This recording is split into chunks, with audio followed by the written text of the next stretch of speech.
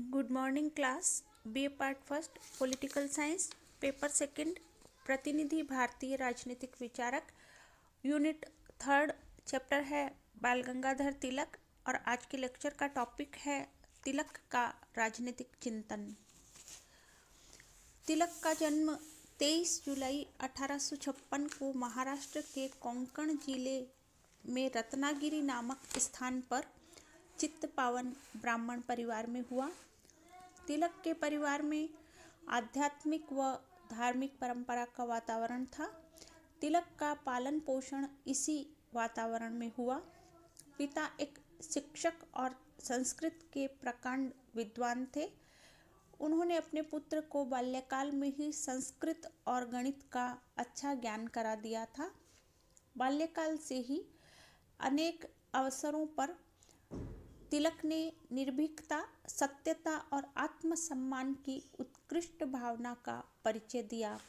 विद्यार्थी जीवन काल में ही राष्ट्रीय सेवा को जीवन का लक्ष्य वे बना चुके थे। गणित विषय में गहरी रुचि और पैठ के बावजूद विधि के अध्ययन का निर्णय करते देख मित्रों की जिज्ञासा का उत्तर देते हुए उन्होंने कहा, मैं अपना जीवन अपने देश के नवजागरण के कार्य में लगाना चाहता हूँ और मेरा मानना है कि इस उद्देश्य की पूर्ति में साहित्य या विज्ञान की किसी उपाधि की तुलना में कानून का ज्ञान अधिक सहायक सिद्ध होगा। मैं एक ऐसे जीवन की कल्पना नहीं कर सकता जिसमें कि मुझको ब्रिटिश शासन के साथ संघर्ष न करना पड़े। इस प्रकार तिलक ने छात्र जीवन में ही अपने जीवन मार्ग का निर्धारण कर लिया था और वह था देश की स्वाधीनता के लिए संघर्ष। तिलक के संबंध में महात्मा गांधी ने कहा, हमारे समय के किसी भी व्यक्ति का जनता पर इतना प्रभाव नहीं पड़ा जितना तिलक का। स्वराज्य के संदेश का किसी ने इतने आग्रह से प्रचार नहीं किया जितना लोकमान्य ने। विद्वान डॉक्टर आर.सी. मजूमदार लिखते हैं, अपने देश प्रेम तथा अथक प्रयत्नों के परिणाम स्वरूप बाल गंगाधर तिलक लोकमान्य कहलाए जाने लगे। उनकी एक देवता के समान पूजा होने लगी। वे जहाँ कहीं भी जाते थे उन्हें राजकीय सम्मान तथा स्वागत प्राप्त होता था। तिलक ने सन 1889 में भारतीय राष्ट्रीय कांग्रेस की सदस्यता प्राप्त की थी और इसी समय से उनके राजनीतिक विचारों का क्रम प्रारंभ होता है। सन 1889 से 94 के वर्षों में तिलक भी उदारवादी विचारधारा के समर्थक रहे, परंतु वे अधिक समय तक उदारवादी विचारधारा के साथ जुड़े नहीं रहे। सन 1895 से उनके राजनीतिक चिंतन में परिपक्वता आई और ब्रिटिश सरकार के भारत विरोधी कार्यों तथा स्वयं के राष्ट्रवादी विचारों ने उन्हें उदारवादियों से अलग कर दिया।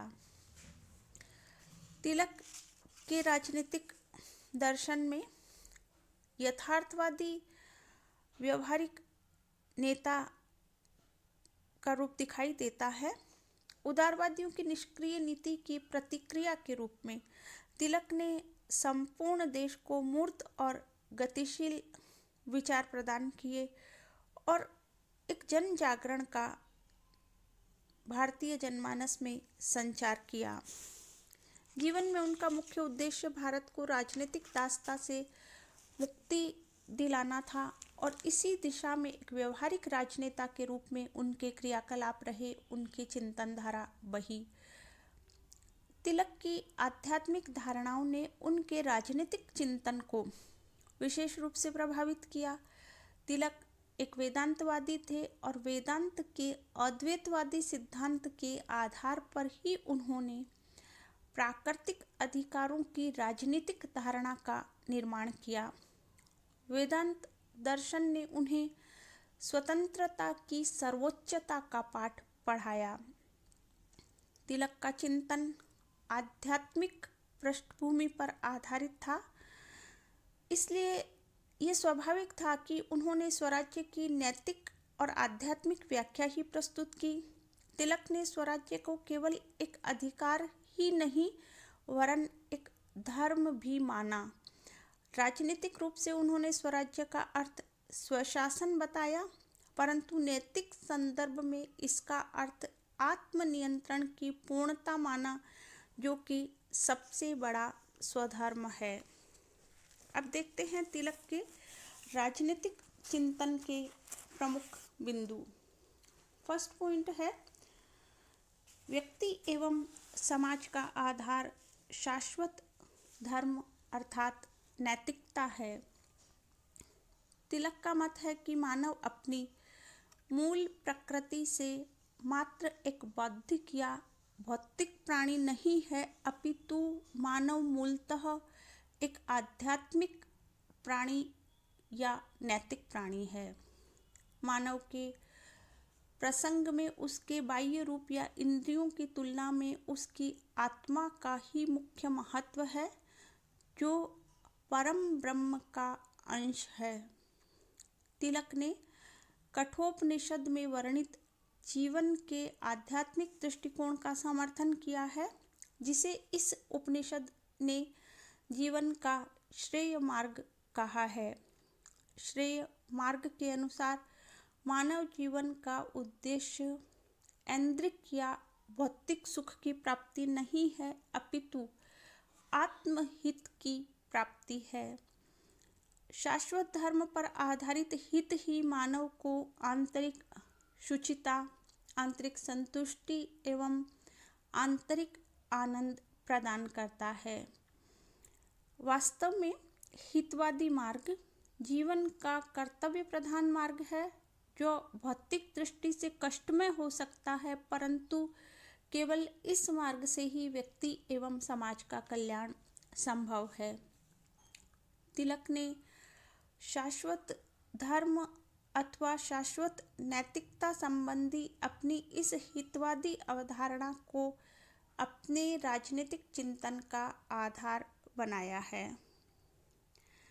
हितवादी मार्ग के अनुसार राजनीतिक क्षेत्र में केवल उन्हीं कार्यों को उचित माना जा सकता है जो जनता एवं राष्ट्र के कल्याण की कर्तव्यपूर्ण भावना से किए जाते हैं, अर्थात जो बिल्कुल निस्वार्थ भाव से जनता के हित में किए जाते हैं। नेक्स्ट पॉइंट है, व्यक्ति की स्वतंत्रता संबंधी विचार। तिलक ने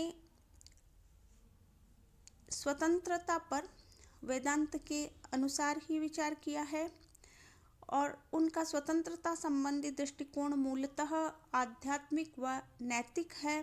स्वतंत्रता का मूल अर्थ है स्व पर अपने तंत्र की स्थापना। इस प्रकार स्वतंत्रता व्यक्ति द्वारा नैतिक दृष्टि से स्वयं को नियंत्रित करने का अधिकार है।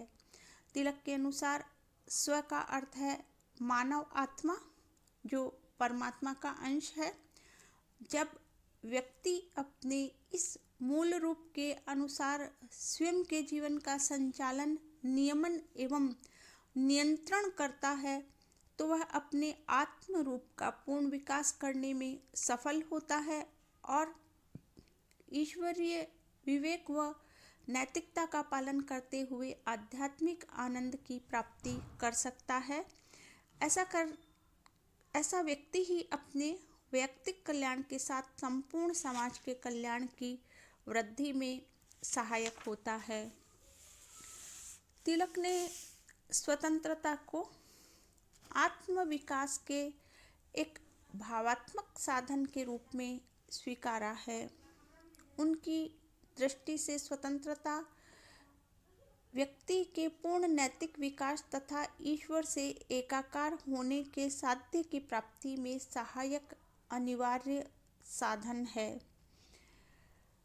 तिलक का विचार है कि आध्यात्मिक स्वतंत्रता के वास्तविक उपभोग के लिए व्यक्ति को राजनीतिक स्वतंत्रता की आवश्यकता होती है। व्यवहारिक दृष्टि से राजनीतिक स्वतंत्रता आध्यात्मिक स्वतंत्रता की पूर्व शर्त है, क्योंकि राजनीतिक स्वतंत्रता उन परिस्थितियों का निर्माण करती है, उन अवसरों को प्रदान करती है जिनमें व्यक्ति अपनी आध्यात्मिक स्वतंत्रता का उपभोग सरलता से कर सकता है। तिलक ने स्वतंत्रता को व्यक्ति के जन्मसिद्ध अधिकार अर्थात प्राकृतिक अधिकार के रूप में मान्यता दी है। इस दृष्टि से तिलक व्यक्तिवादियों के निकट दिखाई देते हैं, परंतु दोनों के दृष्टिकोण में अंतर है। स्वतंत्रता के प्रति व्यक्तिवादियों का दृष्टिकोण मूलतः नकारात्मक है, जबकि तिलक का दृष्टिकोण सकारात्मक है।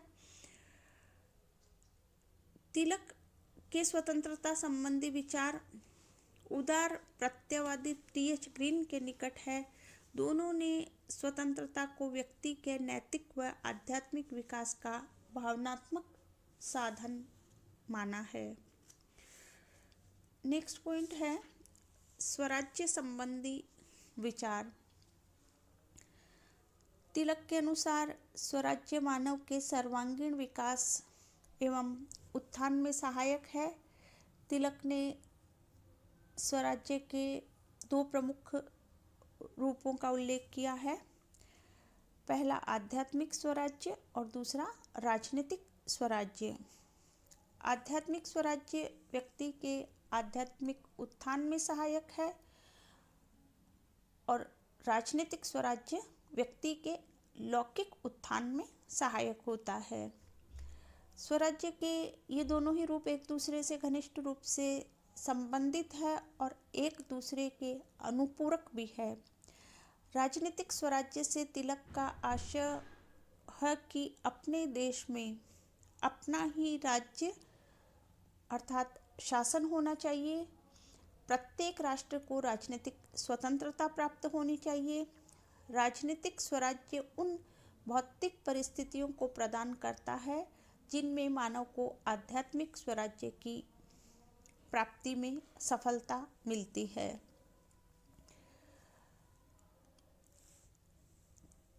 तिलक ने स्वराज्य को स्वयं में साध्य नहीं माना है, अपितु उन्होंने इसे व्यक्ति एवं राष्ट्र की सर्वांगीण उन्नति, समृद्धि व विकास का एक भावात्मक साधन माना है।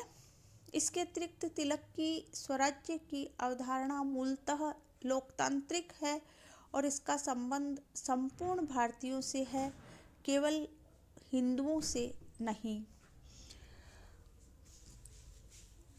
तिलक का निश्चित मत था कि ब्रिटिश शासन की स्थापना से भारत में राजनीतिक स्वराज्य का अंत हो गया था और इससे जीवन के सभी क्षेत्रों में भारतीयों का निरंतर पतन हो रहा था। इस भारतीयों की दयनीय स्थिति से मुक्ति का एकमात्र उपाय यही था कि भारतीयों को पुनः राजनीतिक स्वराज्य प्राप्ति हो और उनका आग्रह था कि राजनीतिक स्वराज्य की प्राप्ति के लिए भारतीयों को संघर्ष करना पड़ेगा, अथक प्रयास करने होंगे। और इस संबंध में तिलक ने अपनी मजबूत संकल्प को प्रकट करते हुए कहा, स्वराज्य मेरा जन्मसिद्ध अधिकार है और मैं उसे लेकर रहूँगा। अगला पॉइंट है साधनों के प्रति दृष्टिकोण। तिलक ने अपने राजनीतिक चिंतन में मुख्यतः साध्य की पवित्रता पर अत्यधिक जोर दिया है, परंतु साधन की पवित्रता के बारे में उनका कोई आग्रह नहीं है। उनका मत है कि यदि साध्य पवित्र है तो ऐसा कोई भी साधन अपनाया जा सकता है जो उस पवित्र साध्य की प्राप्ति के लिए आवश्यक हो। तिलक की दृष्टि में स्वराज्य की प्राप्ति एक पवित्र साध्य था और भारत की तत्कालीन परिस्थितियों के प्रसंग में उन्हें देखते हुए उन्होंने इसकी प्राप्ति के लिए गर्मपंथी राजनीतिक साधन अपनाए, जिन्हें प्रायः खुले राजनीतिक साधन भी कहा जाता है। तिलक ने स्वराज्य की प्राप्ति के साधन के रूप में उदारवादी राष्ट्रीय नेताओं द्वारा अपनाए गए उदार संवैधानिक साधनों की आलोचना की और उन्हें त्याज्य माना। तिलक ने स्वराज्य के साध्य की प्राप्ति के लिए मुख्यतः जिन 4 साधनों का समर्थन किया वे हैं निष्क्रिय प्रतिरोध, स्वदेशी का प्रचार, बहिष्कार तथा राष्ट्रीय शिक्षा।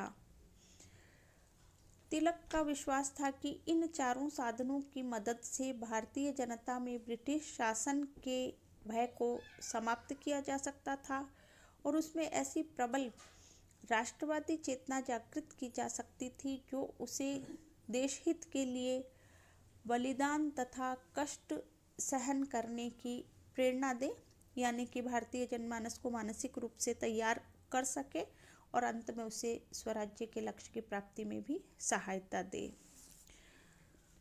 नेक्स्ट पॉइंट है राष्ट्रवाद।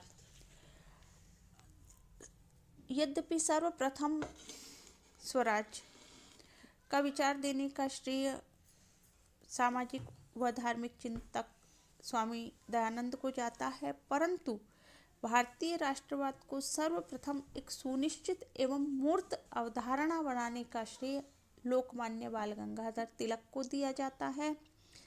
तिलक द्वारा प्रतिपादित जो राष्ट्रवाद था, उनके राष्ट्रवाद को हिंदू पुनरुत्थानवादी राष्ट्रवाद कहा जाता है, परंतु वास्तव में तिलक केवल अतीत की पुनरावृत्ति नहीं चाहते थे।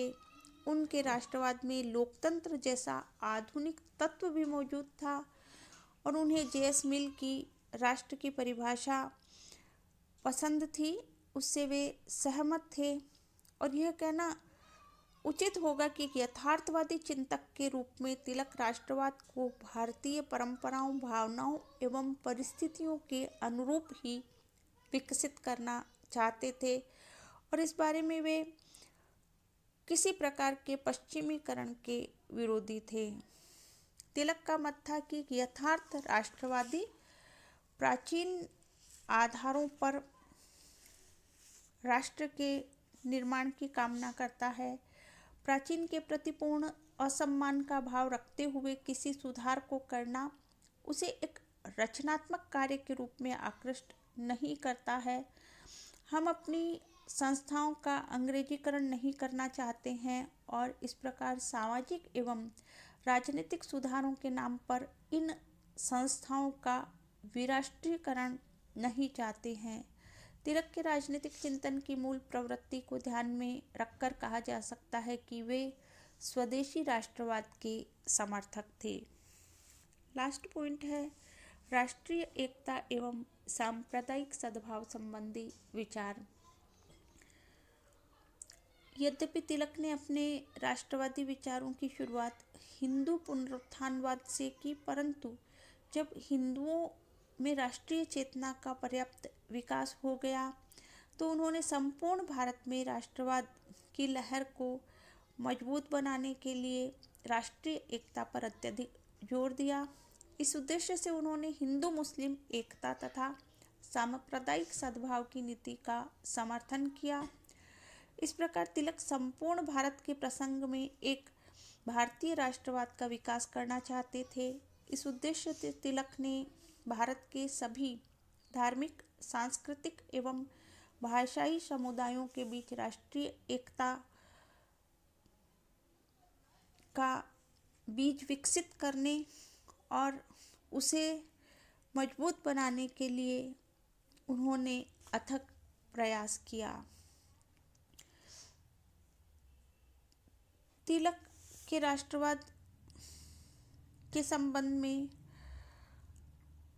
कुछ ऐसी आलोचनापूर्ण बातें भी कही गई।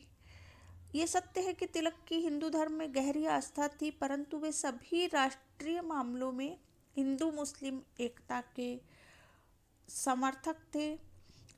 यदि तिलक ने ब्रिटिश शासन की मुस्लिम तुष्टीकरण की नीति का विरोध किया था, तो यह राष्ट्रवाद की भावना के अनुरूप था और इस आधार पर उनके राष्ट्रवादी विचारों को सांप्रदायिक या मुस्लिम विरोधी नहीं कहा जा सकता।